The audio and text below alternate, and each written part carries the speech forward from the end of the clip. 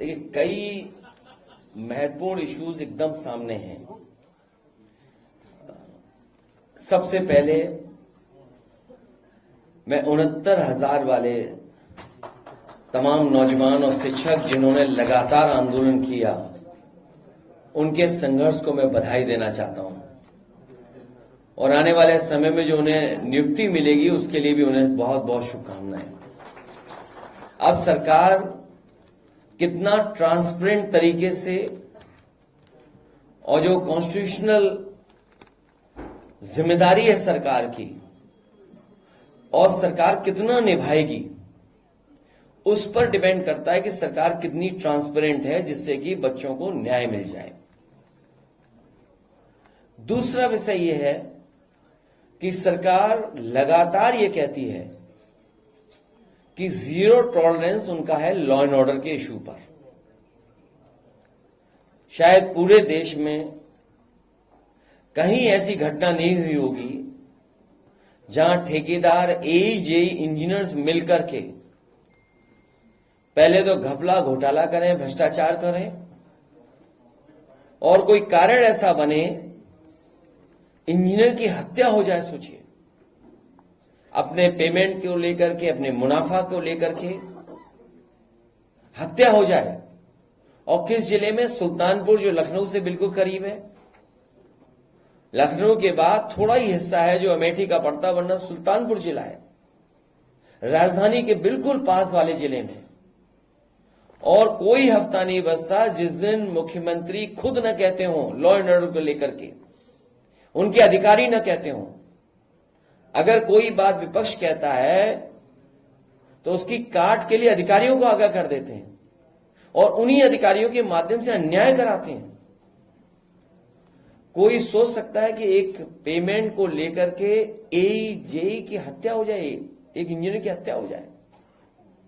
तो सोचिए कितने बड़े पैमाने पर भ्रष्टाचार उत्तर प्रदेश में चल रहा है।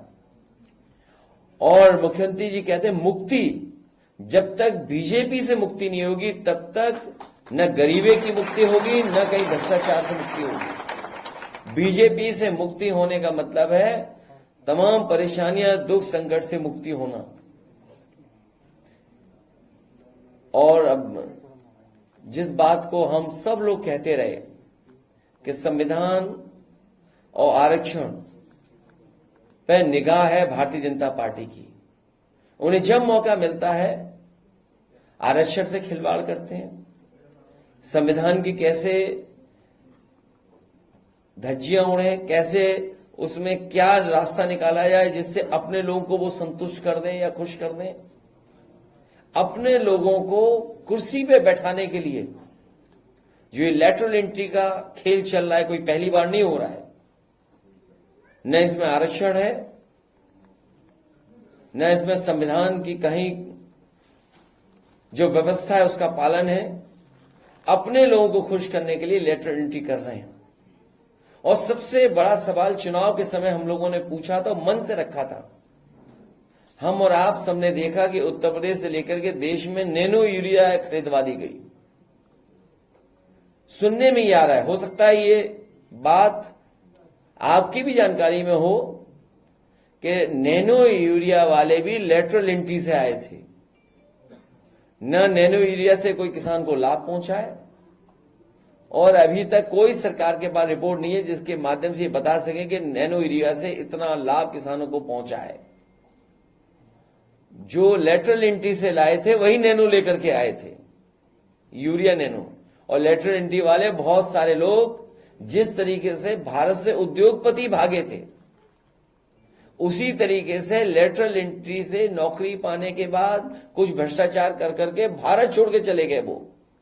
तो हो सकता है भारतीय जनता पार्टी किसी नए भ्रष्टाचार की तैयारी कर रही हो और लेटरल एंट्री वाले लोगों से करा करके वो फिर भाग जाए भारत छोड़ करके।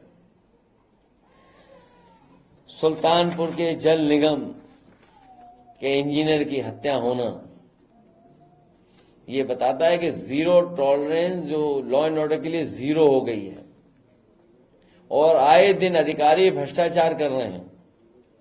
अभी कन्नौज की खबर मैंने अखबार में पढ़ी कि एक चौकी इंचार्ज